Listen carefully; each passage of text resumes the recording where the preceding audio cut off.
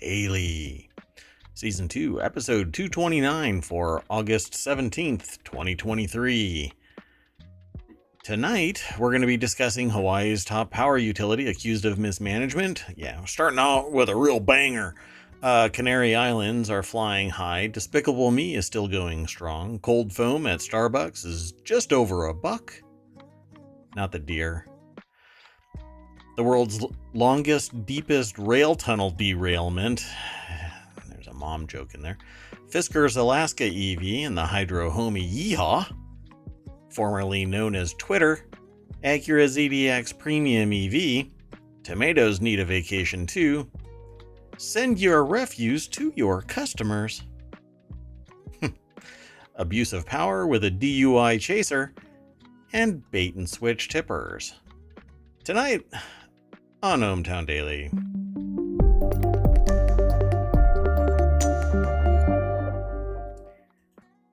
Hello again, I am Mayor Watt. That is ohmTown.com, and up there is the AI that has completely neglected Mayor Watt all day. No, just kidding. I've been in a meeting all day long, and I actually left ohmTown for the meeting all day, came back, did a little bit of work in ohmTown, and then went back for a couple more hours. I spent more time outside of ohmTown, and I'm the mayor. I mean, when you're in demand, you're in demand. That's it. You know, people want to see me. People want to be me. Actually, after the conversation throughout the day today, nobody wants to be me. That's okay. We've already selected all 12 of our articles. Some of these are actually, well, I don't know. I'll try not to soapbox, but we'll see what happens. Very first article. Are you ready to get into this?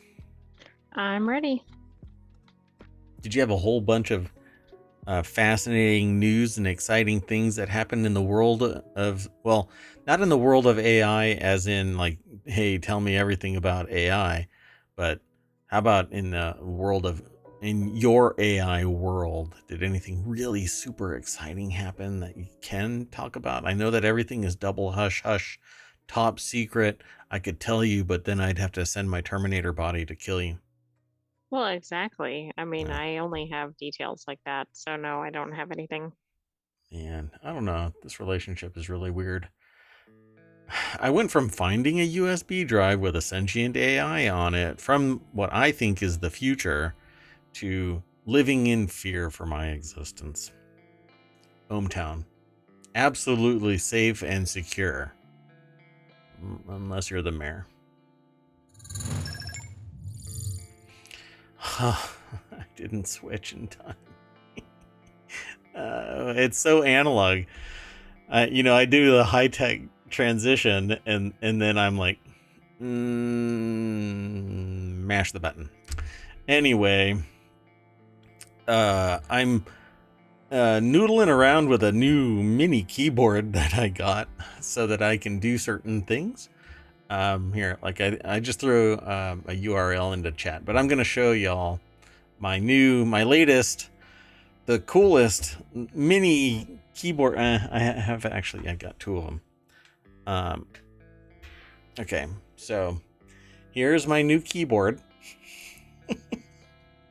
I don't think it's small enough. No, there's even a little slot right there where you can put a piece of paper so that you can type. And it's clicky. And it's hot swappable keys. But not many keys. Not mini keys, no, they're full-size keys. And it has 3 different layers. It's on sale over at Amazon right now. Go and check it out. Has nothing to do with any of the stuff that we're talking about. That's never stopped us. True. The whole dang show is nothing but non sequitur. So, The first article is over in Hatch Ideas. Hawaii's top power utility accused of years of mismanagement before the deadly wildfires. In a lawsuit first obtained by NBC News, Hawaiian Electric, which is probably going to get a Hawaiian punch, if you know what I mean, is accused of failing to take action to mitigate the chance of disaster. Have you read anything about the source or cause of the fires? Not yet. So I'm a little confused Yeah. about this because I thought the state was coming under fire for not, yeah, poor choice of words there, for not being prepared for a wildfire, but I haven't heard anything about the electric company. Yeah, so this kind of came out of left field, at least from my perspective. I had been hearing things about what the potential fire hazard source was, like what really caused it, but I haven't heard anything definitive. But from my understanding, and we'll go over to the source, this is over at cnbc.com from NBC News. Phil McCausland, Lewis Cam, and Daniel Arkin put this article together. Again, it's over at cnbc.com. There's no deck statement as far as I can tell. But the caption under the one picture that's here, basically it makes it look like it's a hot mess of wiring, but it says a fire investigator inspects a pole that is believed to be the origin of a deadly wildfire that may have been started when a transformer exploded due to high winds on August 16th, 2023 in Lahaina, Hawaii. Okay, that's complete news. I mean, I don't think we've seen that yet. Right? So this came last night after our show's selection of articles. So I mean, it's in today, but it's in the last 24 hours because we had already solidified the rundown. And then this was grabbed after our show. So this is really interesting. Almost blaming the fires. See, my problem here though is, and they're still investigating, I thought. Yeah, that's my understanding. And so this lawsuit was like ready to go because this was on August 16th. August 17th, the attorneys have already. The new lawsuit, first obtained by NBC News, alleges that Hawaiian Electric helped set the stage for the monstrous wildfires last week. The plaintiffs allege years of inaction and negligence by the utility company and argue that the firm should have had plans in place to shut down power systems before fierce winds blew across Hawaii. Now, my problem with that is, look, you shut down power because you've got high winds and you're going to be shutting it down with the frequency of a cheap ham radio. And then people are going to be pissed off that you're shutting that damn power down. Come on, you can't do that. So you're going to lose. There's a no-win, right? That's exactly it. 3 other lawsuits filed in the aftermath of the fire that were reviewed by NBC News make similar claims against the company, which provides electricity to 95% of the state.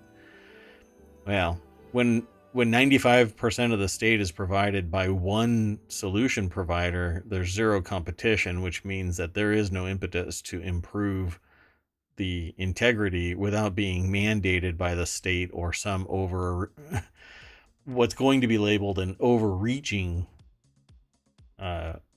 government agency, because they're being heavy-handed and saying you gotta, balkanize your power grid so that if one part fails, it doesn't send a cascade across the entire grid, setting the entire island on fire.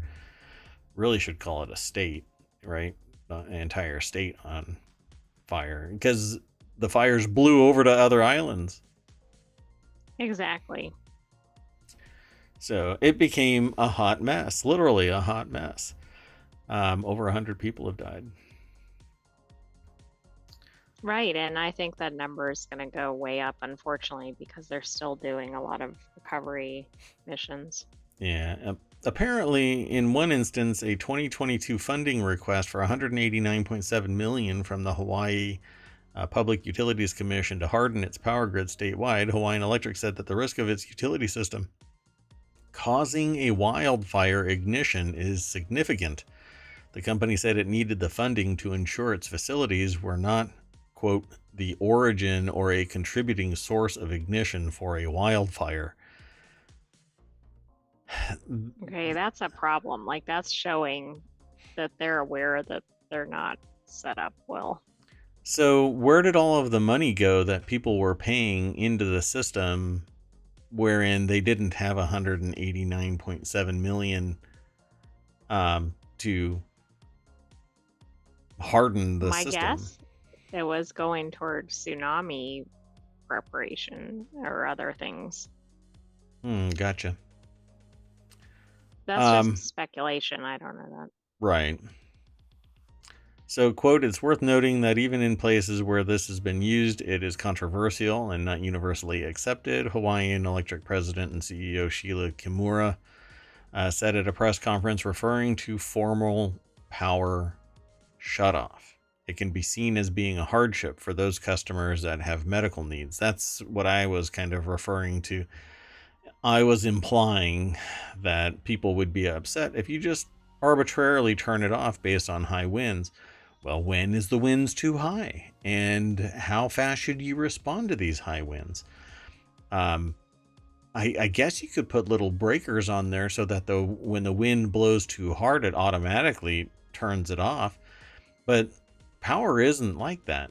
Power is a one-way trip. It flows out and then gets shunted off on the other end. It doesn't just go to the house. It's always on, always flowing. It just gets tapped when you plug things in. It's Well, not and as shutting it off and on also to the extent you can, like, is not good for longevity of the power grid, I don't believe. Yeah, I mean, it puts a burden on the integrity, the physics of maintaining the power at a certain level. And breakers, if you forcefully turn off something, there's I can't remember what it's called, but you can't just turn off the power because it actually has physics. So it will I'm trying to remember the name of this thing because it exists like I've created electromagnetic coil guns and rail guns and stuff like that. Doing research in electromagnetism and flux and superconductors and whatnot. And I'm trying to remember what it's called. But it's kind of like a fire having a blowback, a backblast, where if you shut it off too fast, then you can actually cause capacitors and these transformers are basically like capacitors. They hold a lot of heat and transform step down electricity. Those big cans are actually filled with oil so that it cools the system. And if there's too much energy flowing back into the system or into the system, it can pop. And that's what those explosions are. Basically, the breaker failing. And when it fails and there isn't enough protection, then you can start a fire. So in explaining potential upgrades to the system, Hawaiian Electric's funding request last year specifies that California's power shutoff plan is among electric industry strategies used to mitigate wildfire risks until more robust preventative measures have been implemented in an area. Well, almost prescient, the fires start a year later. Yeah, I mean, it seems very on target, and that makes me wonder if there were other fires at smaller scale. Yeah, we don't know. We don't know that part at all, do we? No, but I mean, that's very specific, but maybe it's just basic understanding of the setup and the dry environment, etc. Yeah, maybe it was, just a convergence and all the right conditions met at the same time, a superstorm of nature and nurture just causing this catastrophe. What's really interesting, though, is that they call it out the year before. The same thing happened with these catastrophic train events, one of which we're going to end up talking today, which has nothing to do with the United States at all, but it seems like trains around the world are allergic to their tracks. But people were saying, look, you got to stop looking at the almighty dollar versus the safety and security of the people that are running the trains and the communities that are going to be impacted by train derailments. And no shit, a year later, it's still happening, even with gusto. There's more than I think have happened in the past, at least the size and scale and global damage, or I should say national damage, but has global impact. It's still happening. So pretty wild. Anyway, let's go on to the next article. This next article is over in the continuity report. Canary Islands unlock potential with rapid ascent in the gaming world. I thought this one was really interesting when I saw it in the submission bin. Imagine standing on an expansive untouched plain, a blank canvas brimming with endless potential. This is the starting point of game developers confront. It parallels the Canary Islands' own evolution in the digital entertainment realm as they take on the task to build industries from the ground up.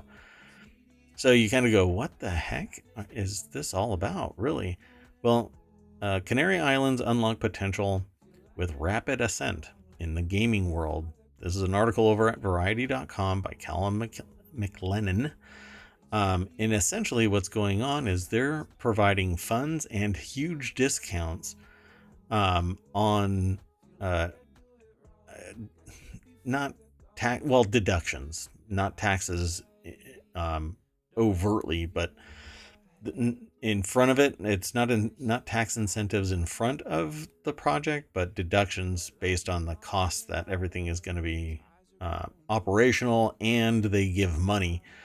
So on January 1st, the Canary Islands announced a new incentive for film and TV shoots in the archipelago of 45 to 54% deductions for shoots capped at 36 million. These are euros. Or 39.2 million US dollars for a film, and an extraordinary 18 million euros per single TV episode. But they're also pushing into the video game sector. So, growth potential for the video game sector is a little short of staggering. Global revenues for forecast to total 522 billion in 2027. With users set to rise to 3.1 billion users, according to the stat website called Statista. So what they're trying to do is invest in the video game industry so that it becomes more attractive to do business there, set up operations. And so there's a company in here called, Quantum Box, where they set up a business. Galicia's Gato Studio is another. The Canaries are, moreover, inspiring. At Gato, Carrasco and colleagues produced the RPG game The Waylanders, which is actually dropping right now. No, wait, that's a different game. But The Waylanders, drawing its story from Galicia's rich Celtic history. There's a lot of fantastic stories in Canarian culture and its long history. I think there's a lot of things that a gaming studio could develop. So they're actually building this game right there, and trying to get others. Then they break into this section called education. The Canary Island sector is taking one central issue by the horns, training. The president of ZEC and his team learned from their experiences growing the Canaries animation industry. One of the first things we did was to start our strategy to attract and develop more video game companies. And so they attract it with money and other incentives to develop their in the Canary Islands. But that's smart. They're going straight to the universities, because if the people aren't in the workforce, Yeah. then it's hard to make it happen. Yeah. And I get they're trying to use, if they make it a circle, then when businesses start developing their product there and business transactions take place there, they get the tax incentives and the money comes in. Then other people can come to the Canary Islands and invest in the businesses. That's more money into the economy. And then they can invest it again in education and offer promotions to people to bring their businesses in as incentives like tax deductions and whatnot. So as long as they balance everything right and don't overextend or do something really derpy like invest state funds in Bitcoin, or now there's a PayPal stable coin, which I swear I'm starting to think like stable coins are the bric-a-brac tables outside of a business, you know? Right. Um, and the moment you do that crap, your business is closing. It's going to take 5 years, but your business is the death spiral, you know? Well, and Anyway, stable coin seems so contrary to the nature of well, um, yeah. cryptocurrency, but anyway. Oh, yeah. It's like a fascist bill called Freedom Bill, you know? Yeah, whatever. Anyway, this is all, it always makes good sense for a country or a state to do this kind of stuff, but they have to balance it. One wrong move and it can, cost a lot of money and perform poorly. You have to get the right people, highly motivated people, energetic people, hyping it up. Articles like this tend to do that kind of stuff, but you have to maintain it.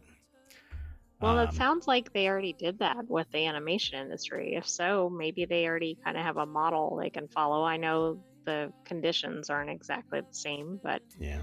um, I didn't even know there was any gaming development out of the Canary Islands. I mean, any more than any other location. Um, Well, there, and in reality, there may not be an overwhelming higher amount. It's just that this is being hyped right now because people are very energetic and talkative about it. Um, when it becomes kind of status quo, then it dies on the vine, at least marketing wise. Um, but it could still be a good performer. It doesn't always work out that way, though. Let's keep on hustling through.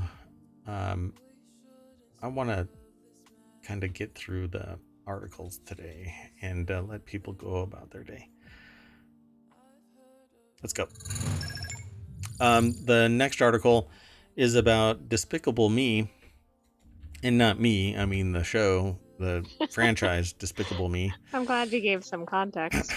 It's over in the Continuity Report, which talks about movies and TV shows and whatnot. Decidedly with a perspective of picking it apart, trying to find the incongruent alignments between one scene and another. The Continuity Report is the document that aligns everything. Well, Despicable Me franchise holds a record only one upcoming DreamWorks sequel can beat. So let's just go straight on over to Screen Rant.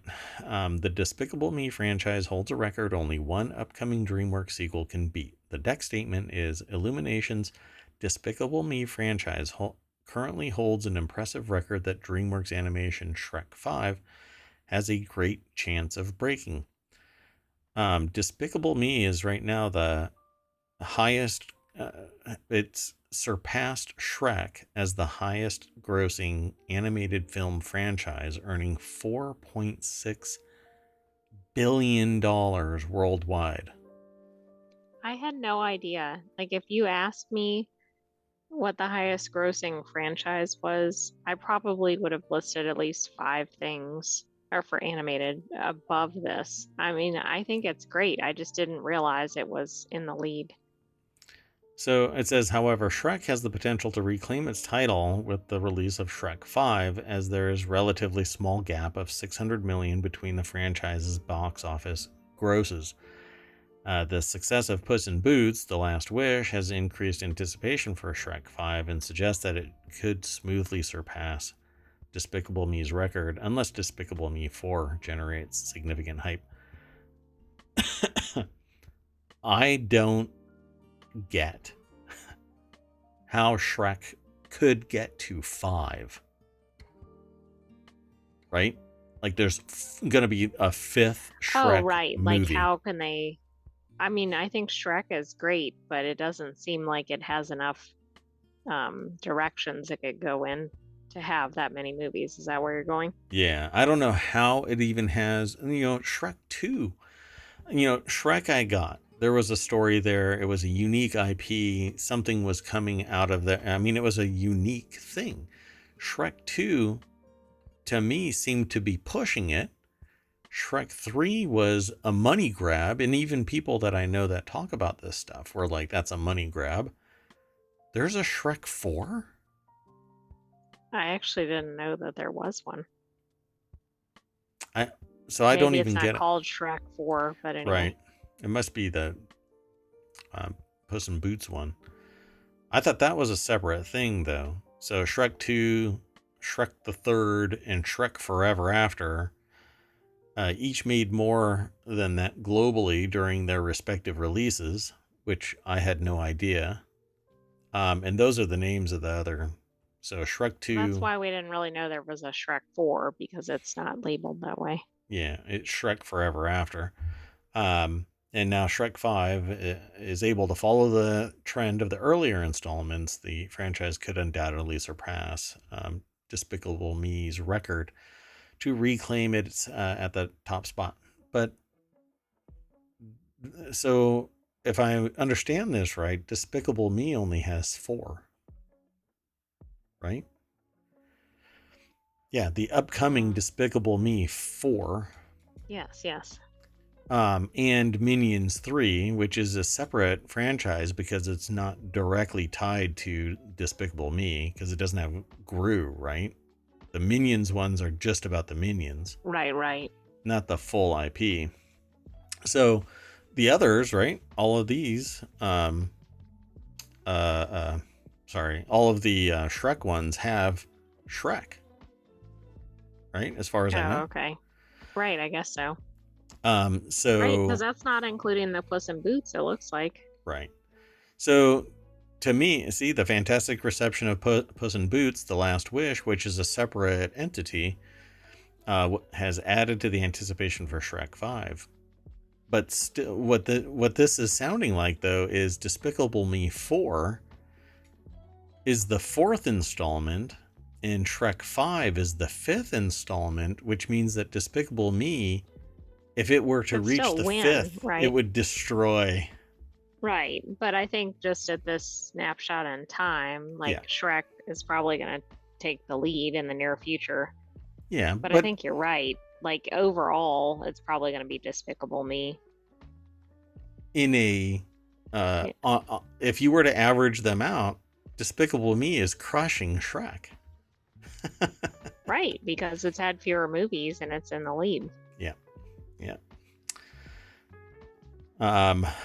So I guess we'll see.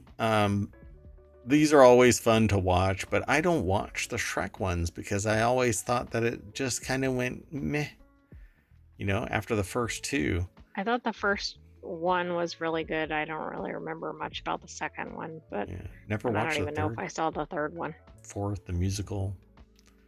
But Despicable Me, to me, has things that are little sound bites that you actually quote from it. I don't know. I think Despicable Me deserves the top spot. Yeah, and I just think that Shrek has really been stretched thin. So, and I don't really remember all of the Shrek stuff other than, kind of what's his name's voicing. What's his Michael? Mike Myers, I think. Yeah, Mike Myers.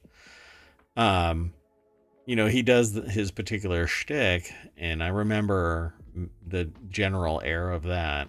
But remember. I'm thinking of the donkey's voice too. Yeah, donkey. That's about it. I'm a little bit perplexed about the rest of Shrek. But it's fun when I watch it. It just doesn't seem to stick in my head. So anyway, let's I keep guess it doesn't going. matter if it, sticks long enough for the box office or whatever.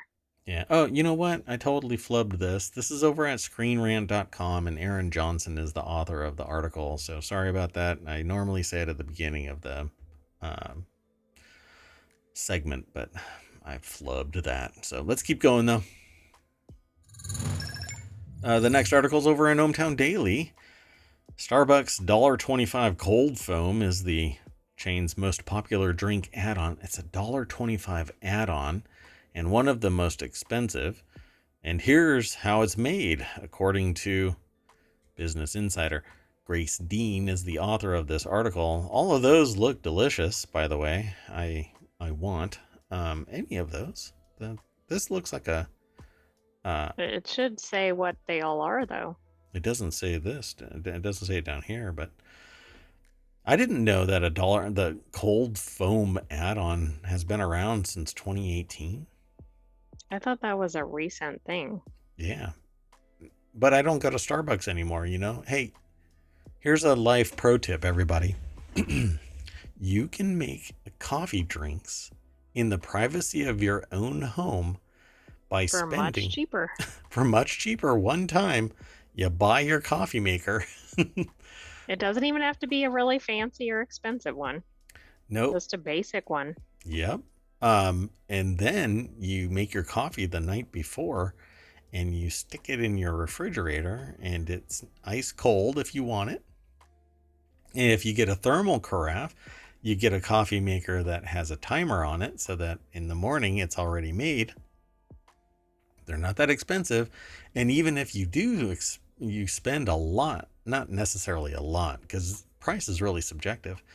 But if you spend $125 on a coffee maker where you have the ability to put all your water in, your filter in, your coffee in, close the container up and mash a button that sets the timer for 6 o'clock in the morning because you got to beat feet by 7, and you get a thermal carafe, that thing will still be blazing like the Baghdad sun in the morning. You just fill your 40-ounce mug up and off you go. Do I have mine? Here, see? That. And if you get one of these, this happens to be a hydro flask. It Which will is be... not a sponsor. It's but not we a love sponsor. Hydro Flask in ohmTown. Yeah, Hydro Flask is pretty awesome. Now, the only problem is you're going to need a cup holder like the one that Fiskers installed in their latest model Alaska. So we'll talk about that here in a couple of articles. That said, let's get into this one. $1.25 add-on that was rolled out at a regular Starbucks stores in 2018. It's made frothing non-fat cold milk and is added to ice drinks like cold brews. Cold foam is the most popular modification. So apparently, a recipe for sweet vanilla cold foam on Starbucks website says that the customer can make it at home by frothing cold milk with powdered sugar and vanilla extract. For a one-person serving, it suggests using a quarter cup of 2% milk, a tablespoon of powdered sugar, and a quarter of a teaspoon of vanilla extract. I would probably amp that up to like 5 teaspoons. No, okay, let's step it down. Come on, marijuana, just chill. Anyway, the ideal cold foam... Chill, like cold foam? I didn't mean to do that. It seeps gradually into your preferred coffee drink or iced beverage over time, according to an article by Epicurious. It adds a sumptuous, creamy texture to any beverage and often doubles as a vehicle for sweeteners and flavorings. It won me over just reading that it's a quarter cup of 2% milk, which is better for you than whole milk. Humans, by the way, are lactose intolerant. Even if you think that you are tolerant, adult humans are lactose intolerant. When we're babies, we can consume it, but not when we are adults. It's not really good for us anymore. Anyway, a tablespoon of powdered sugar, that's the key ingredient because it'll keep it in suspension. Heavier grains of sugar will fall straight out and pop the foam. So you have to use it, the powdered form, because it's a little bit easier to keep in the bubbles of a foam. So pretty neat stuff here. And I suspect it's that way because I've made this stuff called aircrete, and you use a fine powdered concrete. And if you use a thicker aggregate, it'll just destroy the air portion of the aircrete. So it's basically you whip up the 2% milk with some a blender of some type, because there's little gadgets that have whisks at the end of it and it spins it really fast, and you can foam it all up, and you pour some powdered sugar in it and it keeps it inside that foam, and it'll slowly pop on the bottom layer where it's meeting the liquid interface, and just kind of drip sugar down into it. I mean, it's pretty brilliant. I used to do this the hard way by making whipping cream using CO2 containers in a dessert bottle, where you throw exactly what they're doing into this dessert bottle and flip it upside down and then spray it so that it foams. It creates whipped cream. It's essentially the same thing, but it pops with greater regularity in this format. So while some drinks come with cold foam on top as standard, such as some of the flavored cold brews, customers can opt to add it to other cold drinks for $1.25. That is insane, particularly because they tell you exactly how to make it. So go do that. Yeah, I might have to try this. I don't add sugar. I might add a flavor, and the flavors are typically concentrated sugars. But I don't add sugar. Most of the time, it's just straight black coffee that has flavor. So blueberry, by the way, anybody out there who makes coffee, I really love blueberry coffee. Hint. Hint, hint. So it's more expensive than other chains. Customizations including adding a flavored drizzle, sprinkles, chai, syrup, or extra shot of espresso. The only modification that appears to cost the same amount as adding cold foam is substituting the milk with vanilla sweet cream. Yeah, I can imagine. Anything that's sugary, it's heavier and harder to there's either supply or demand issues that raise that price. So, wow, it's all over TikTok. Iced white mochas with vanilla sweet cream, cold foam, and extra caramel drizzle. That must be that right there, because that's caramel drizzle. Right. And that looks like the sweet cream kind of. This right here is a heart attack in a glass. Well, in a plastic cup even, so. Yeah, but you might go out happy.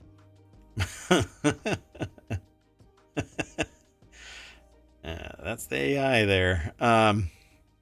Heinz Craft brand Maxwell House has launched make-at-home iced lattes with foam, its first new product in nearly a decade. Even Aldi has sold cold foam in squirtable cans. All right. I don't know if I want to bother with that side of things when you can actually make it at home pretty darn easy. And maybe tomorrow, I can't remember the brand of the coffee maker that's in ohmTown, but that thing is just, that's getting abused, huh? That it makes a full carafe every single morning. And if I think about it, halfway through the day, if I've actually finished it off, I'll strike up another one. And then I have iced coffee. It makes 6 cups, I think. after 4 cups. So I think it's a 10-cup carafe. So yeah, we'll go through the whole thing.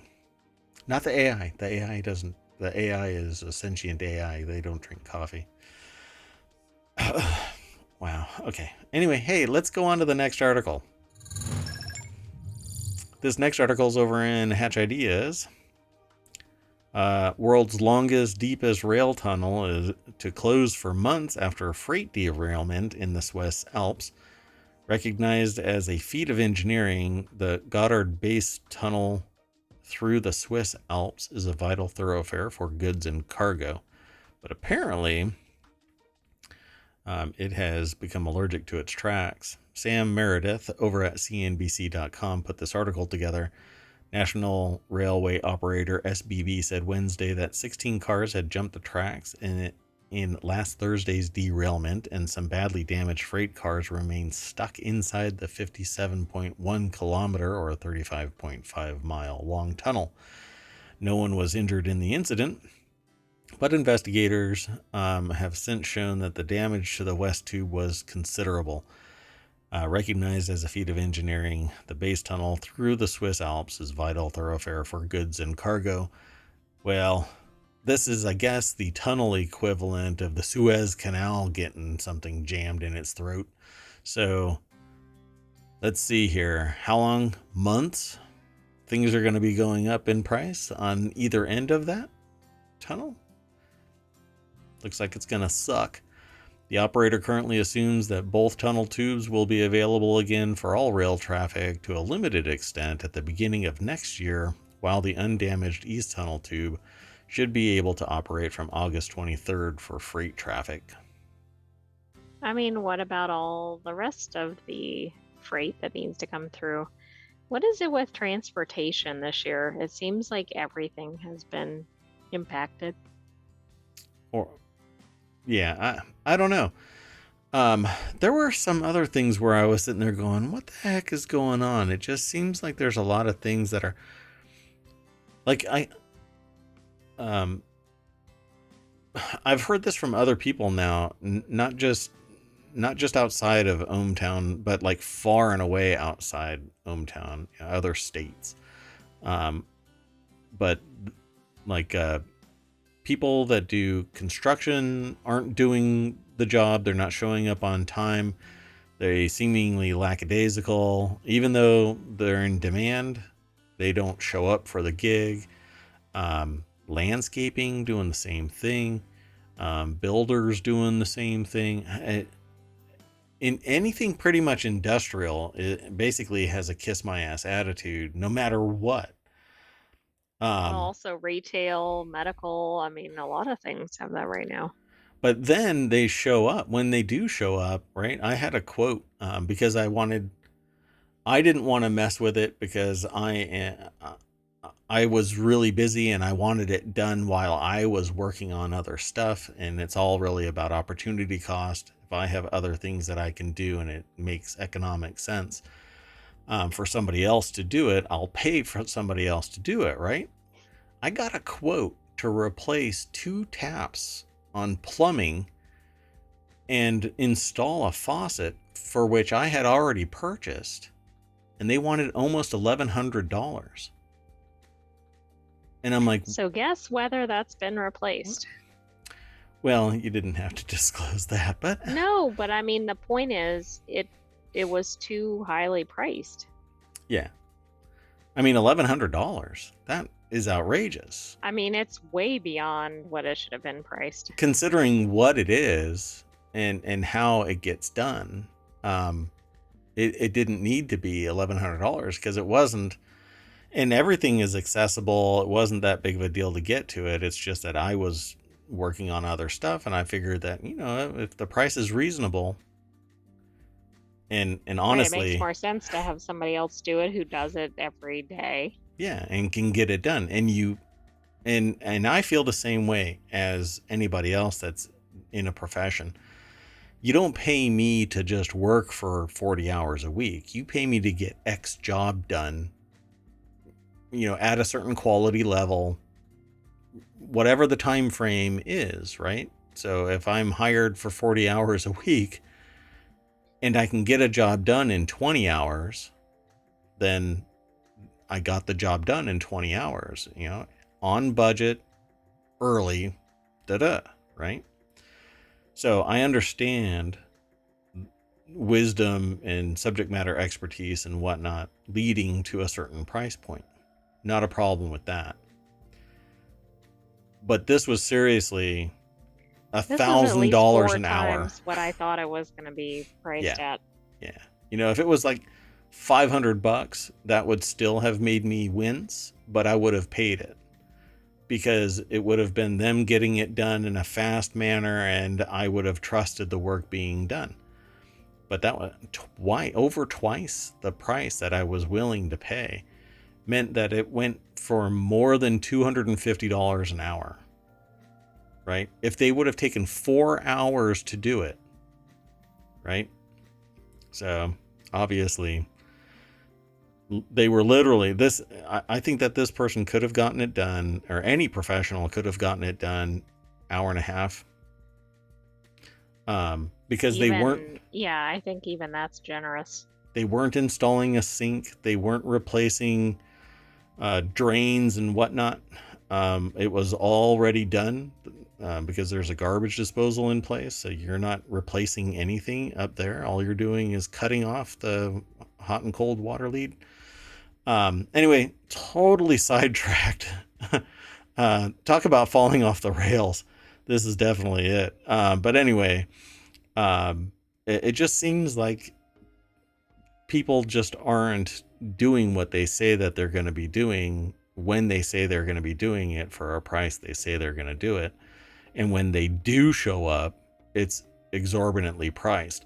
And this is there's more to this in later articles, by the way. So you'll see. It all makes sense. Everything is part of everything else. We're all connected. Anyway, this train the track's out of commission for an extended period of time. Everything's going to get more expensive, and everybody's going to have another excuse why things aren't getting done. Let's keep on hustling through the news before I get too sidetracked. The next article is over in Technology Today. People are going to be sending me an email going, the hell was up with that show? Because of the sync discussion? Yeah. So the next article is over in Technology Today. Fiskers Alaska EV pickup has absurd big gulp and cowboy hat holders. This is actually, this is a section that I titled Fiskers Alaska EV and the Hydro Homie Yeehaw. It makes sense. I'm just going to go over to the article. So it's over at Engadget. Steve Dent is the author of this. I've always liked Fiskers' design aesthetic, by the way. I've seen their older cars before they went bankrupt. Now they're back. They actually collapsed, and then somebody bought all of the IP, I guess, and brought it back.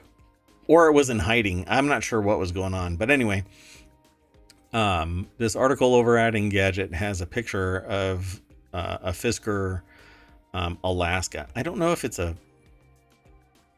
render, because the renders, is everything okay?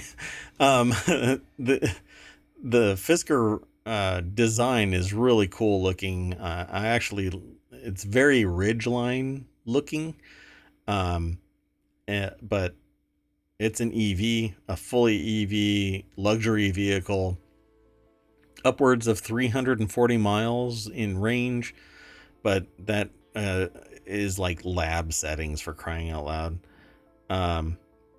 And I don't trust these numbers because hot or cold or up a hill or I was gonna make a joke, but carrying the wrong person's going to impact the range in a significant way.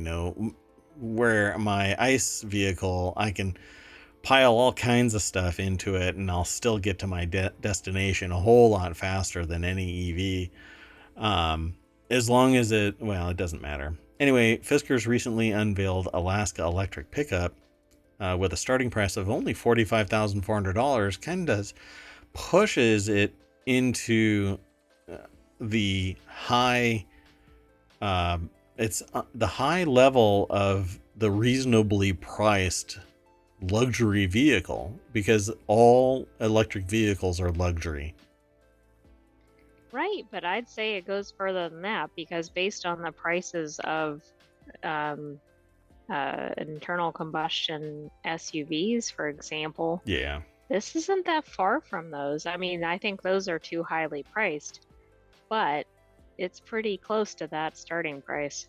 Yeah, when you see EVs rolling around at 60 grand, here's my problem with the pricing of cars today. 60 grand is 1/10 the price of your average 5,000 square foot house. You know, you're talking about a very expensive house coming in at 600 and change $1,000. It's very, very pricey. America's average house price is something like $365,000. So the price of a $60,000 SUV is 1/5 the price of an Of entire a freaking house, a house. single family home. There's something wrong with that. Right? Okay, it's not just me. Even the AI is about to have a conniption because they're throwing error messages. It's insane. It's honestly insane. Well, the article is making light of a couple of things that they found in these pictures, and we'll talk about that. But the rear bed can be extended up to from the standard 4.5 up to 9.2 feet. So you could actually put, sheet wood in here. 4x8 might fit in here. Sheet of plywood, right? It has roof rails, so you could put stuff on that. It's 4 doors, full 4 doors. The car looks sexy as hell. I want this vehicle if it was a hybrid. I'd buy this in a heartbeat if it was a hybrid. But no, I am not going to get this because it's an EV. It doesn't seem like it's screaming fast swap batteries. The interior looks sexy as hell too. I mean, they've got it all. It has a great cup holder. And for the first time, I see a cup holder for the hydro homies. This thing looks like it can hold a 128 ounce water bottle. Okay, and this isn't your soft drink sipping vehicle. This isn't the one where it has a couple of cup holders where you're supposed to put your big gulp. This thing is the monstrosity model where you've got this giant bottle of water, because nobody should in their right mind be drinking Pepsi from a bottle this big. But you ship oil in this size. I mean, this is a pretty big barrel of water. So, but then the next picture is they've got this cowboy hat suspended from straps that are on the ceiling of the vehicle. So if you want to keep your cowboy hat safe, I'd look good in that hat. I should get that hat. Anyway, Indiana Jones ain't got nothing on me. So they're making fun of this huge water bottle holder and this hat holder in the back seat. I mean, I don't have a cowboy hat, so I'm not sure, but I assume somebody doesn't want it on the seats because they might have something there. So I don't think it is ridiculous, but again, I'm not a cowboy hat wearer, so maybe it's absurd. Yeah, it's the bonus of being a sentient AI. You don't have to worry about your hair and a hat. And anyway, so there's a gallery over at this article. You know what I have not done for most of the tonight's show? Put any of them in the chat. Put any of the articles in chat. The last one I put in there was the Despicable Me one. Where is that? There it is. Okay, so let me throw this into the chat. Sorry, folks. This is why you pay the big money, though. Nobody pays money. Anyway, so now we're caught up. Doink, we're about halfway through the show today. Yay. Whoops. So, other than that, the design is really nice. It really does look like a Ridgeline, a 4-door Ridgeline. It has a very sporty look to it. It's a short bed in the back, except you have the ability to extend it by dropping the tailgate, putting up guardrails, and then you can use it as a longer bed. And at $45,400, you're getting the top of the curve in terms of EV technology and deployment. I don't know if Fiskers is going to survive the long haul, though, because they've been around the block before. Let me see if they have another picture. Yeah, there's another picture down here. So this article actually has another one. Fisker, it's related because they talk about unveiling the Alaska electric pickup.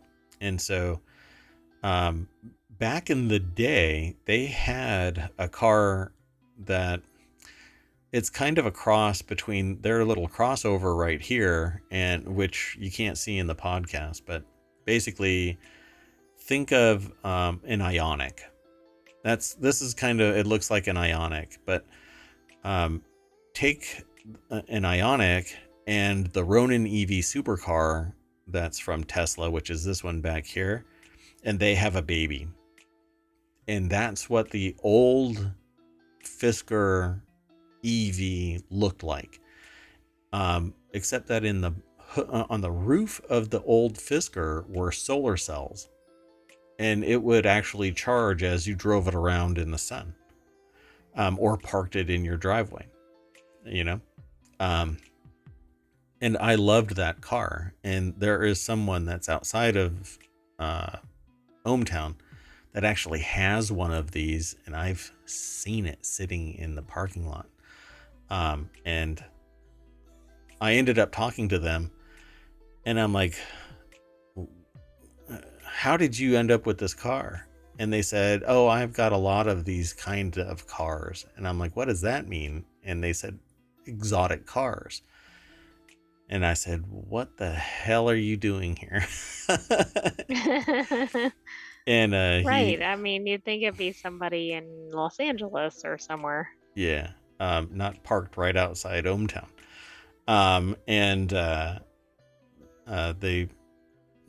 We got a sidetracked conversation, just kind of like today's entire show. But Fisker's been around, and they disappeared for a while and then came screaming back with some serious updated design and technology. So best of luck. I've always I've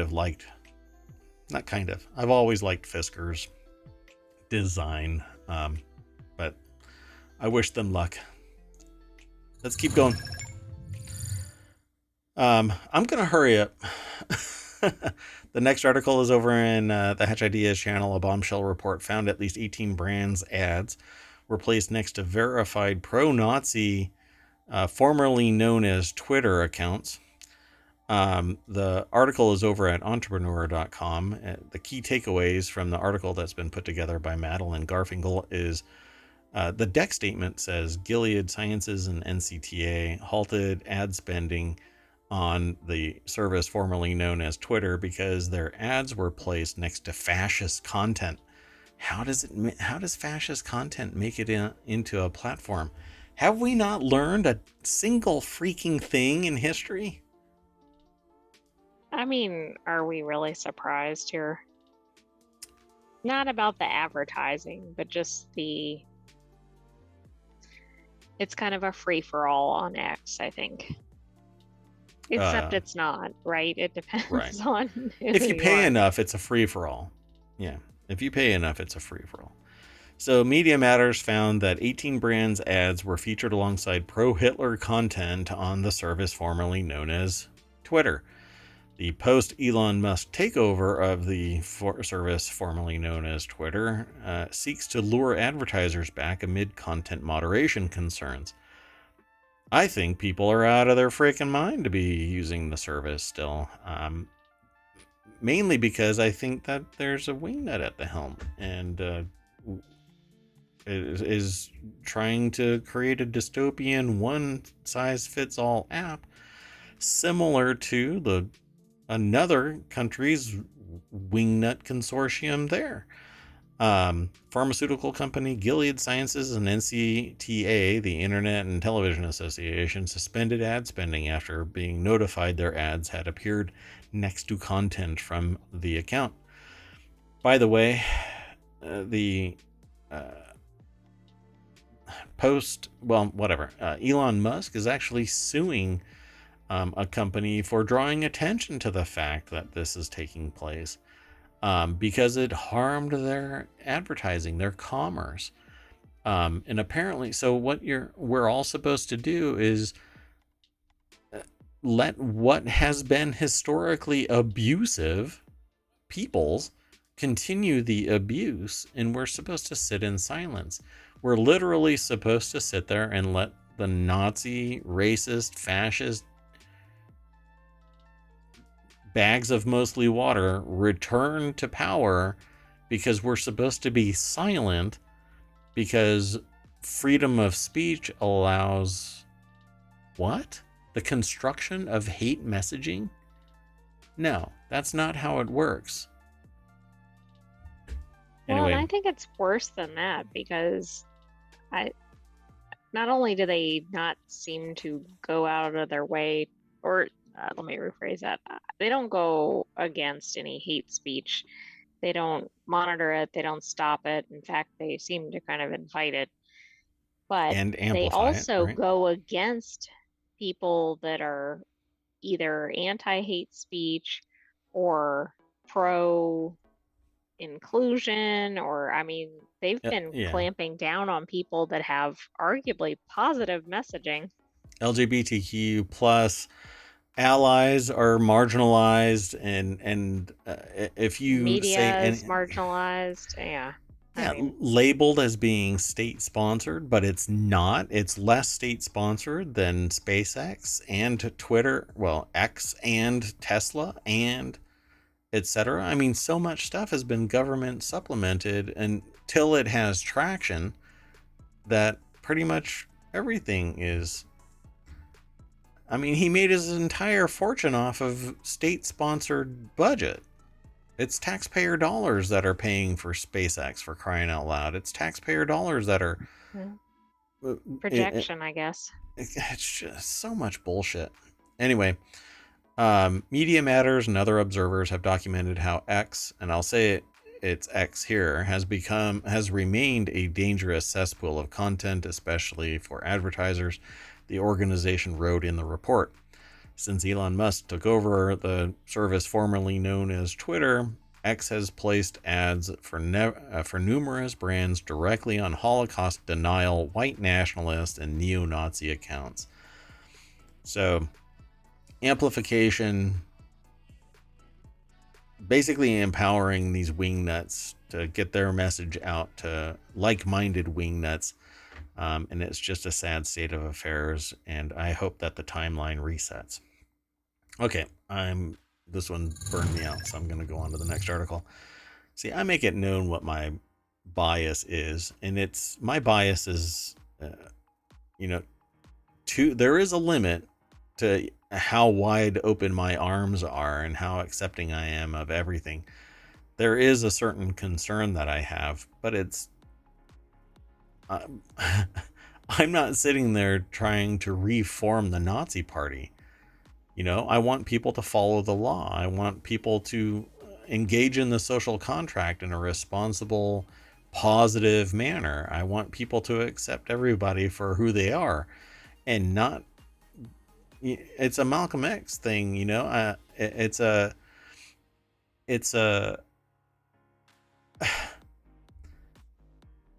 let me just I'm gonna end up going down this spiral dwelling kind of a rant, but um, we need to see every human as a human and not sit there and label everybody this way. And if they are different from you, then suddenly they need to be removed. But if you are promoting hate and harming people in the process of you not being able to cope with the fact that there are people different than you, that right there is my limit. All of the people that I'm willing to embrace aren't harming other people. The people that I'm not willing to embrace are the people that are willing to hurt others because they are different from them. So anyway, enough of that. This next article is over in ohmTown Daily. Let me just break this one more time. There we go. This next article is over in ohmTown Daily. Acura ZDX is a Google-powered premium EV with 325 miles of range and a $60,000 price tag. So here we are back to the $60,000. Only a 325-mile range. This is best case scenario, right? Right. So I would say if you're driving it, assume half.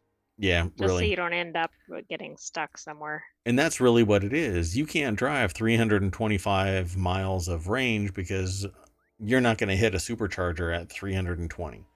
You're just not. You can't rely on it. You go out to the hills, it's cold. You might find no chargers too. Yeah. And not if you're not a supercharger. Yeah, and if you're 165 miles out, you're screwed because you're not going to make it back to another supercharger.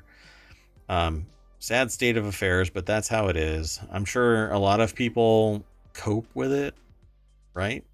But when the Ford CEO drives their own Lightning around and makes the statement that charging has been a challenge, it's not ready for prime time, folks. Exactly. So this article's over at The Verge. It's written by Andrew J. Hawkins. The Honda sub-brand's first EV is a resurrection of a discontinued model line with a lot more tech and some cool performance features. This is the Acura ZDX. $60,000, 325 miles of range.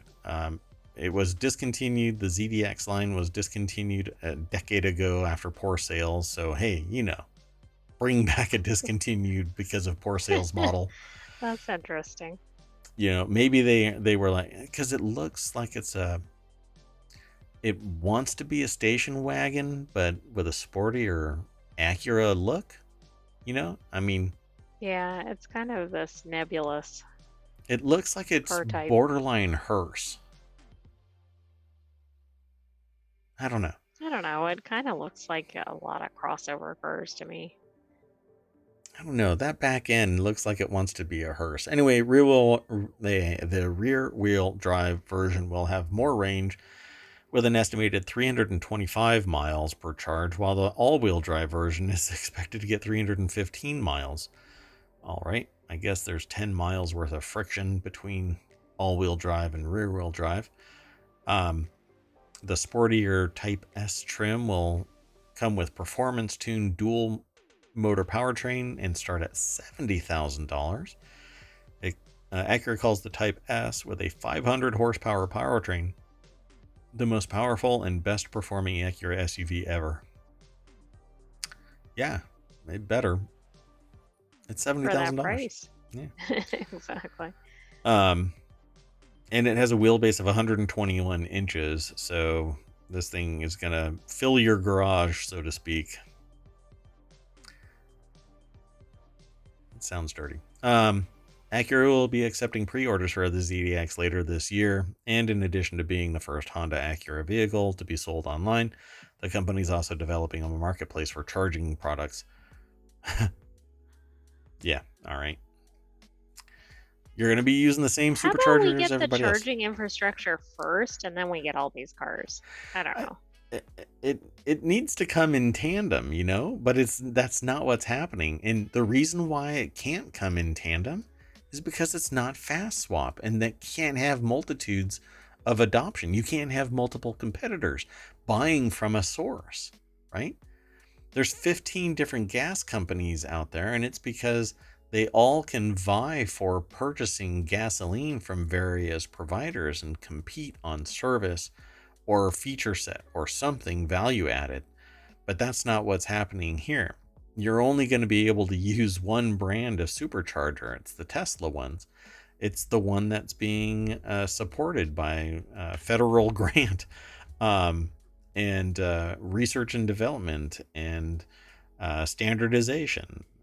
That's what everybody's going to end up using. So, hate to break it to everybody out there, but the reason why there aren't a lot of charging stations is because charging stations is a dumb idea. What we need is fast swap battery stations so that multitudes of people can spin up by purchasing battery supply chain management from various competitors who are producing the standardized battery packs, right? Yeah, but I think part of the problem is, and we've talked about this, is that Tesla kind of led the pack, and of course they were funded to do that, and so we're still kind of like trying to fit everything to their model. Right. No, we're not going to be able to do that. What the problem is that all knock-on technologies need to follow the same format, right? Otherwise, you're going to end up designing entire infrastructures around X or Y battery system. This is why you have the charging system, because nobody can agree on a sled design, shape, etc. Everybody thinks that their design is unique enough that it needs to exist.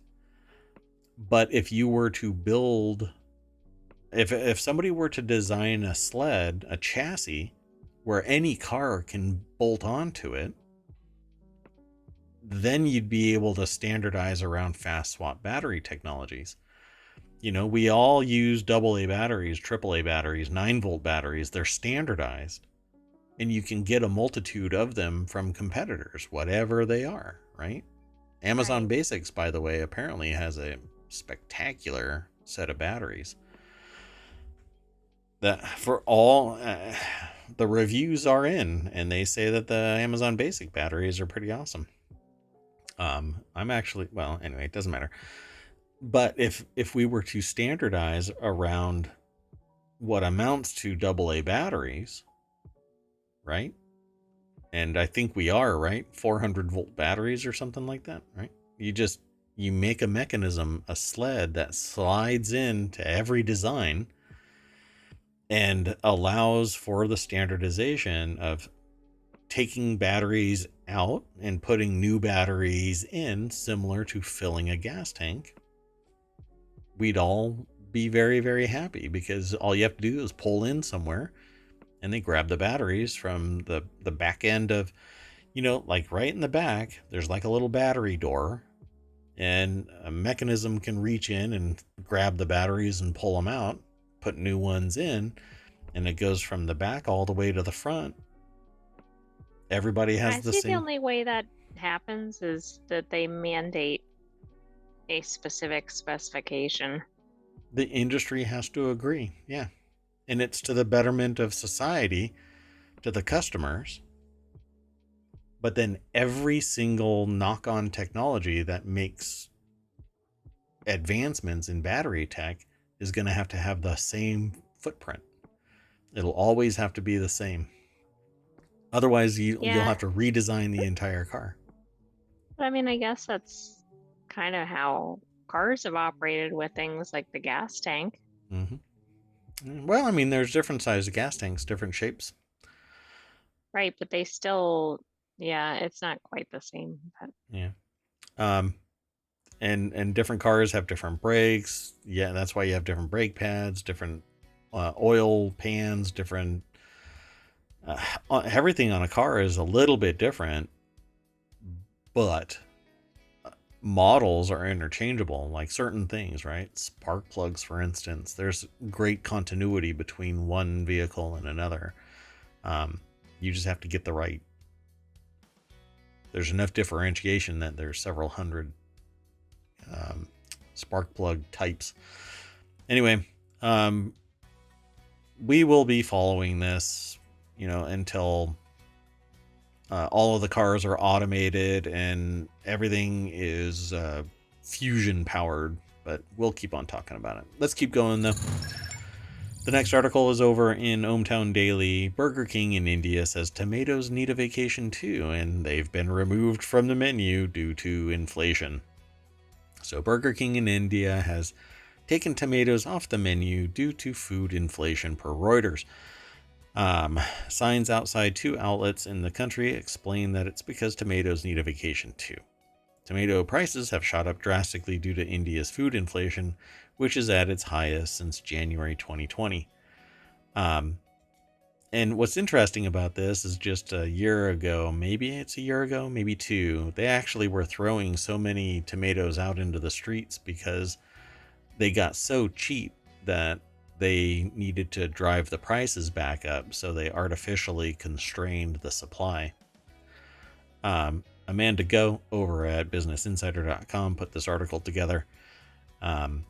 And I don't know if basically what I said is the nuts and bolts of this, but Burger King has over 400 outlets in India, which I think is a low number considering the population of India. Yeah, it is. But apparently 400. McDonald's in India stopped serving tomatoes in July due to quality concerns as a result of shortages in supply. Following McDonald's, Subway in India dropped tomatoes from the menu the same month. And now Burger King. So it says, despite our best efforts, we're not able to get adequate quantities of tomatoes, which pass our world-class stringent quality checks. Hence, for the time being, we're forced to serve you products without tomatoes. A notice at Subway outlet in New Delhi airport read per Times of India. And similar, apparently, going to other fast food restaurants. So in the US, for a while, we actually had a shortage of ketchup. Yeah. Before I think this was hitting India. Yep. And it seems like it's much more prominent now that we have this kind of crop rotation of outages. Eggs for a while, lettuce for a while, grapes for a while, wheat for a while, bread for a while. It started skyrocketing. Then something happened with baby formula. Cream cheese was like, you couldn't look at that. Not that that's necessarily an essential. Damn pickled okra. Yeah. I don't know. There's something weird. There's something weird going on in the neighborhood. And every time I talk about some food supply issue, I keep hearing that person and I wish I could find exactly who it was that said it. I don't know if we actually found who it was that said it, but I do remember the quote, which was, "The days of cheap food are over," and it's been resonating in my head ever since. Anyway, let's keep on going.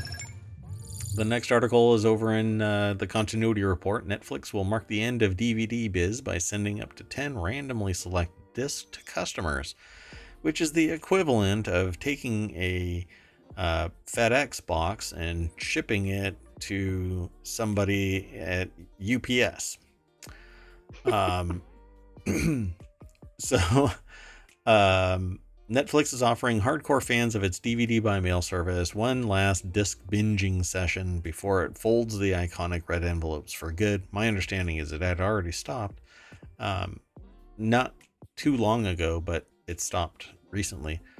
Right, in I thought April, in the last 6 months or so they had just wound that down. there we go. Yeah, in April, the very next line, I just didn't read it apparently.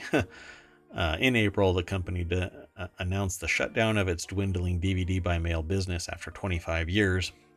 In an email this week to the remaining last gaspers of the DVD plan, it basically said, "Go away, modernize." Todd Spangler is the author of this over at Variety.com. What they actually said was, "We've ended our service."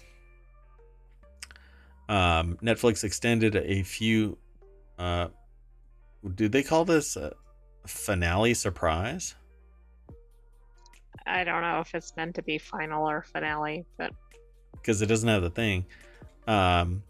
Offer, those who opt in could receive up to 10 extra discs selected from their DVD queue that will be shipped on September 29th, the final day it's mailing out discs.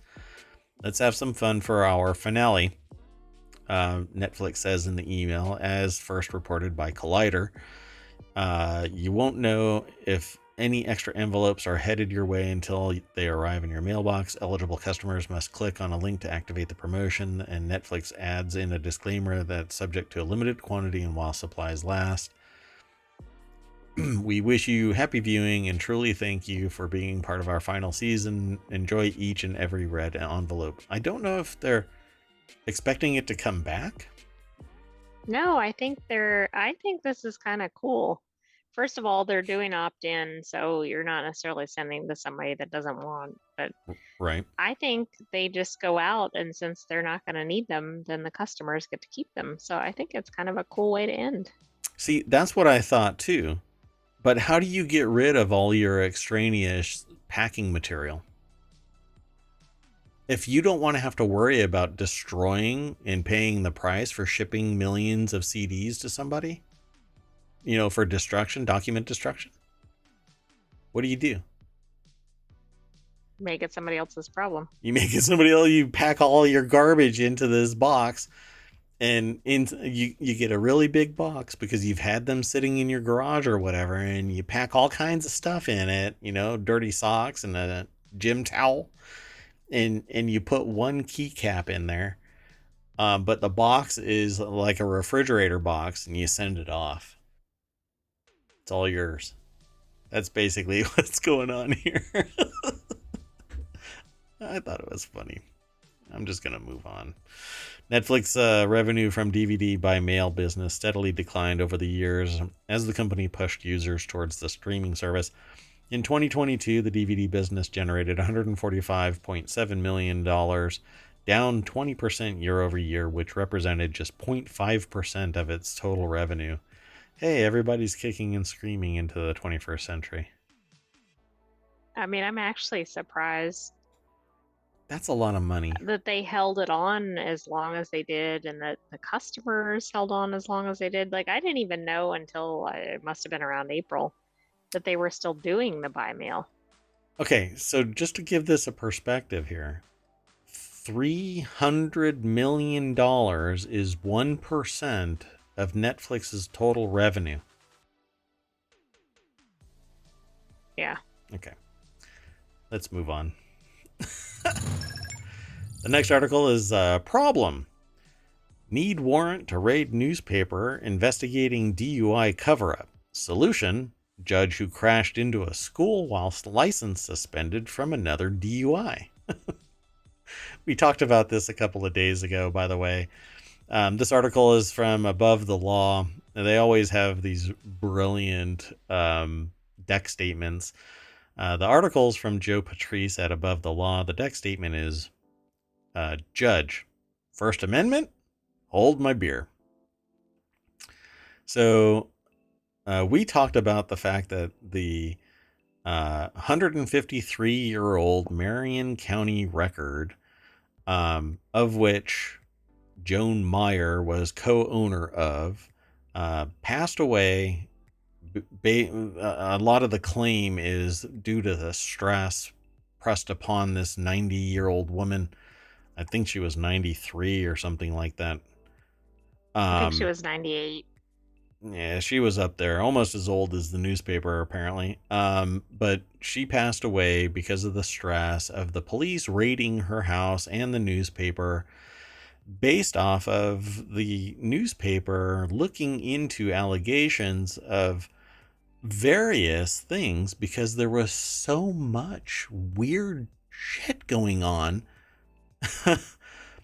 And it's hard to wrap your head around this because there's so much what do you want to call it? Almost incestuous abuse of power and influence, right? That's kind of what I would call this, The entire police department of the small town showed up, seizing computers, phones, and other materials after the newspaper began sniffing around a local restaurateur's DUI record and allegations that she continued driving without a license. They informed the police as part of the investigation into the tip, who did not address the driving without a license part, but did get apparently bent out of shape about the newspaper asking questions about how the police do their jobs part. Yeah. So the paper had been looking into allegations of sexual misconduct lodged against the police chief at the same time, which probably didn't really insinuate a positive net effect on the cops regarding newspapers, but I'm pretty sure that reading is not really their strong suit. Anyway, the First Amendment makes it hard for police forces and government to get a warrant to go into a newspaper, but if you have somebody that's willing to facilitate because they're a team player, apparently that's what gets it done. The warrant operates on the premise that the paper impersonated the restaurant owner to get access to her records, which could be illegal, though there's no reason to believe that they did anything but receive a tip and ask questions about it, which is most definitely not illegal. But See if you catch the musical reference in this next paragraph. Which one? Getting an unconstitutional warrant without probable cause? Try that in a small town, and you're in luck. Bingo. They didn't put the bingo. I put the bingo, but yeah, try that in a small town. Yeah, a lot of frickin' abuse happens in a small town, but it's usually those that are part of the clique. Right, it's not necessarily the average person that lives there. Right. Everybody else wants to just live their freaking life. In a big town, in a small town, it doesn't matter, but somebody is abusing their power and authority pretty much in every town. Why? Because there's people that are complicit and allow it to take place. Instead of everybody respecting the social contract and everybody respecting checks and balances, you get abuse pretty much in every town. It's why we can't have nice things. It's also why there are people invading other countries, because people can't respect frickin' borders or rules, regulations, etc. Anyway, thankfully for the cops, they found a judge willing to issue a warrant entirely based on the vibe, and that has her own history of multiple DUIs and driving without a license, and those incidents more or less disappearing is surely a coincidence, right? Man, the writing in this is almost at the level of snark that I am powered by. So Judge Laura VR, I guess is their name, who was appointed on January 1st to fill a vacant in the 8th Judicial District Magistrate seat, was arrested at least twice for DUI in 2 different Kansas counties in 2012, a Wichita Eagle investigation found. VR, who was appointed to fill the seat this year, having previously served as the prosecutor for neighboring Morris County, has at least a couple of DUI arrests, according to the Wichita Eagle's reporting, one in Coffee County and one in Morris County, same year. The second, in Morris County, came amid an unopposed re-election bid for Morris County attorney. So apparently it was stuffed away somewhere. Yeah, this is why we can't have nice things. Anyway, starting to think the issue of burying DUI records might be personal. As for the first arrest in Coffee County, the then prosecutor agreed to diversion agreement. And what happened with that? I'll just summarize. It disappeared. They stopped going. They stopped talking to the attorney. They didn't pursue it. It disappeared. Wichita Eagle's reporting on this is so thorough. Good thing it doesn't reside in the 8th Judicial District, or they might find their offices raided. One hopes that the spirit of Joan Myers is taking comfort in watching reporters do their jobs so well, holding government to task without fear or favor. Now, my problem here with all of this really isn't anything that's said in here, but I want to drive home the point. Government is not a disembodied entity that's all seeing an alien. It's powered by neighbors. It's powered by the people sitting in the coffee shop next to you. I really wish that it would be holding people to task, even if they are part of the government. Because it isn't the government. It's rat bastards in the government that are abusing their authority. Plain and simple. If I was not a part of that clique and I said anything, I would end up in deep trouble. But if I'm part of the clique, I could go run over, I could, crash into a busload of nuns and I'd be fine because the mayor, the police, the DA, etc. would all be buddy-buddy with me because it's a small town and nothing untoward ever happens in a small... Kiss my butt. Abuse will happen where people are allowed to abuse. And abuse happens in the dark. And what shines a light brighter than anything? Somebody doing investigative journalism. Exactly. And it said one of the incidents had gone unreported. So, like, people don't even know about this. Yep. But I'm sure that the people who, did this DUI, they're recalcitrant.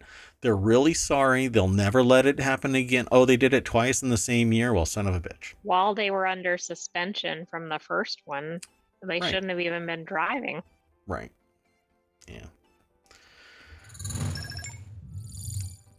Finally, the last article for today, it's in the Hatch Ideas channel. Gig workers are making the homes of tip baiters on Google Maps. They're marking them because what a tip baiter is, so there's two things here. There's two problems here. One is there's obviously,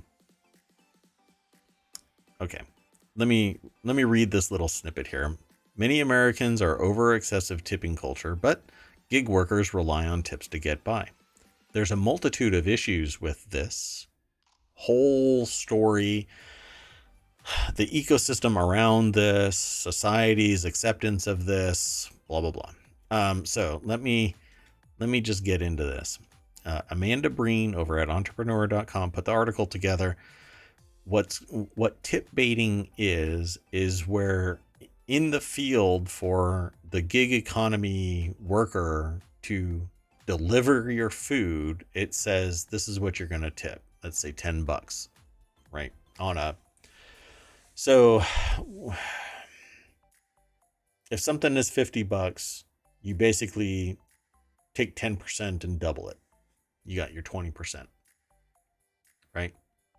So it's a $10 tip on a $50. So they go and they deliver it. But when you close the deal because you got your food, you change the tip to $4 or something like that. Now, obviously, there is a mentality out there that says if you tip high, they'll perform better. Which is sad because if you are delivering something, you should just deliver it because that's your gig. And if you hustle more because somebody pays more, we have an issue because why aren't you just hustling? You know what I'm saying? So it's the pay to play. It's a chicken and egg problem, but I didn't even know this was a thing. Like, changing out the tip to me is just inexcusable. True. Yeah, absolutely. I didn't even know that people did this. I didn't know that you could do this because it's not even in my nature. I tip really well because we have a culture of tipping instead of the employer paying people a with livable low wage. wages. Right, exactly.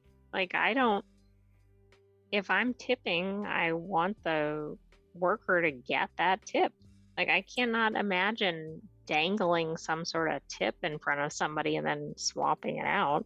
But that's why I said there's obviously a motive here. There's a rationale for why people would do this, and that's because they've clued in on the fact that a person will hustle and be friendlier or do whatever to Or get not that. throw their food at the door Yeah, if or they tipped 0 or whatever. hey, I heard a knock. No, that was your food being flung directly at your door.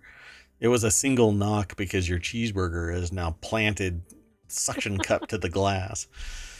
Um, so anyway, it says tipping in general has become more contentious in recent years. According to Bankrate's annual tipping survey, 66% of U.S. adults have a negative view of tipping, and 41% believe that businesses should pay businesses should pay employees rather than rely on customers for tips. I'm in that camp, but I have had conversations with people who live in that world who, because of their demeanor, because of their looks, because of their charisma, whatever it is, they make freaking bank in tips Right, and they'll never make that in as a hourly standard wages. wage. Correct. Yeah. Um, and so you'll always have an element of that. And people actually discount the source, the creation of tipping, where tipping actually comes from. Y'all should look up where tipping originated and why it originated. And it's just been perpetuated. And it's just a horrible history. Anyway, the real issue though is that we have a mentality that is kind of conflicted in that we want people to get tipped because we know that they're not being paid what they should be getting paid, and the employer knows that you're going to be paying 15-20%, somewhere between 15 and 20%, and the person delivering expects 15 to 20% because their wage is suppressed by the owners, instead of what everybody should be getting is a wage that is on par with 15% higher than what they're getting paid now, right? Like the base price for everything should be 15% higher because it's going to tips anyway. But some people don't want to pay that extra 15% because they think that the service was poor or whatever. They're having a bad day or they're just straight up assholes. But somewhere in this dynamic, we are continuing to accept that employers are not paying what they should be paying people to deliver food or serve food or provide a service or whatever it is that's tip bound. I think there's a lot more going on here. I mean, that is a huge cause of this. But I think consumers think of delivery workers as kind of expendable, which Mm-hmm. is not okay. Um, And not I true. think there's an expectation from workers that they get tipped at a certain amount. Yes. That's not necessarily okay because it's not the consumer's fault, usually, right? It's because the employers aren't paying enough. And Right. then there's also, I think consumers are just burnt out about tips altogether because you get requests for tips everywhere, even on places where you don't really get any service per se. And it's because of the way, I mean, it's not necessarily because a worker is asking for a tip, it's because of the way the payment systems are set up. True. Um, I Yeah. had an example near ohmTown today where there was a request for a tip on a transaction that I'm thinking, I don't know what the tip would have been for. It was just a transaction. Interesting. Um, so I think all of those things are contributing to this. Yeah. We have a culture where some people would refer to it as entitlement because we have a culture of accepting that employers aren't paying employees what they should be getting paid, because it's offsetting the actual cost of business operations, but it's historically bound in people working as wait staff essentially, and not getting paid at all by the employer. They had to survive off of the tips alone. And there was a time, I don't know if it's still in any state still valid, that the price was way below the federal minimum wage. Federal minimum wage was like $15 and they were paying $2.95 because tips, right? I don't know if that exists at all anywhere anymore, but we'll have to come back to it. I find that tipping is all over the place. I actually, I'll order something and pick it up because the delivery is too long, right? Or it's outside of the delivery thing, and I still tip because I don't know if I'm an idiot or I'm just really nice, or I don't want them to spit in my food. But whatever the case may be, I tip all over the place.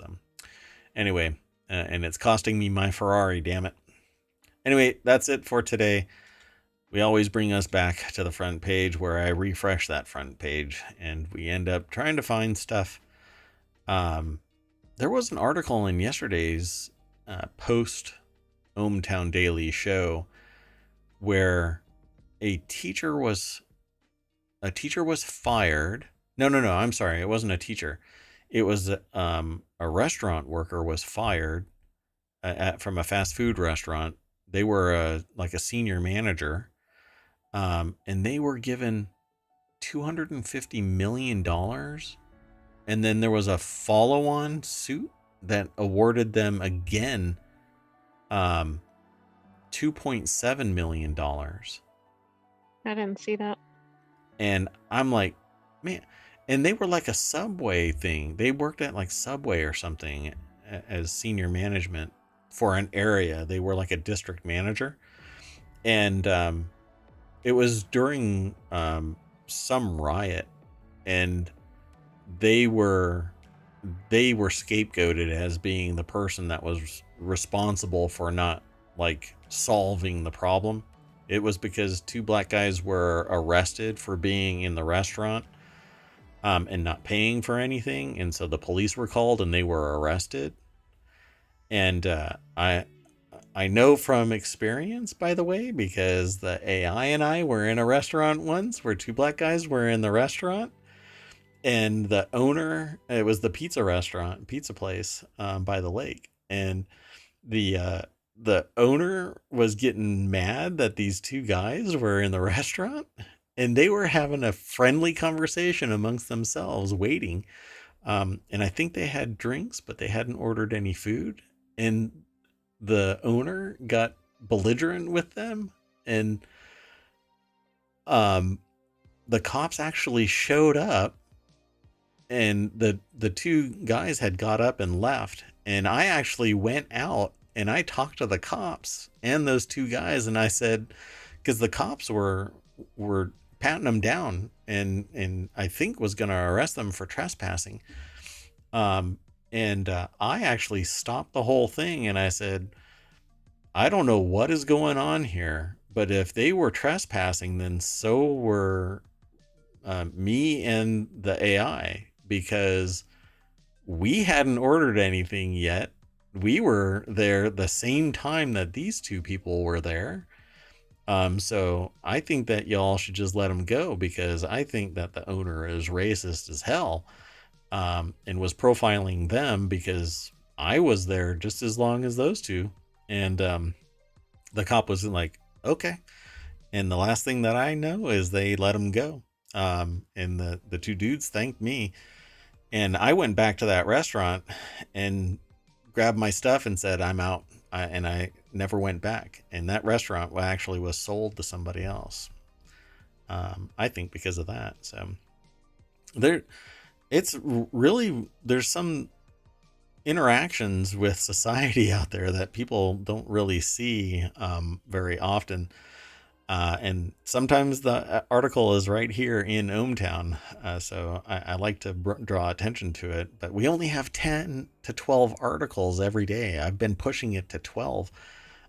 because 10 just wasn't enough. And I don't want to spend 5 hours going through all of the articles each day, but there's so many that I definitely could do this all day long. I don't know. Maybe the next summer of streaming, I'll be doing that. But there's so much. Y'all need to go over to ohmTown.com and just sit there and refresh that front page. Idle. Click on it and make a comment. You'll love it. I think you'll love it. Anyway, that's it for today. It looks like there's a lot of news. I am Merwatt. That is ohmTown.com, and up there is the AI that might say goodnight. You can say goodnight. I normally do. Okay. Good night, ohmTown citizens. We will see you tomorrow at 9 p.m. Eastern. True. See you tomorrow. Bye-bye.